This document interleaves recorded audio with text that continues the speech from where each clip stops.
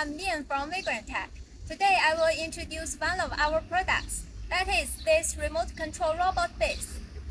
Now let me introduce how to operate it.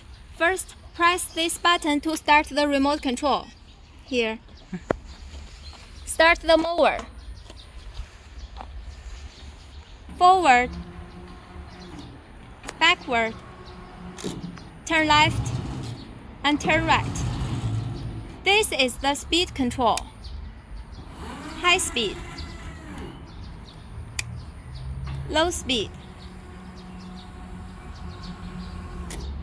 This is the cruise control button. Turn off the machine. Turn off the remote control. That's all. Thank you.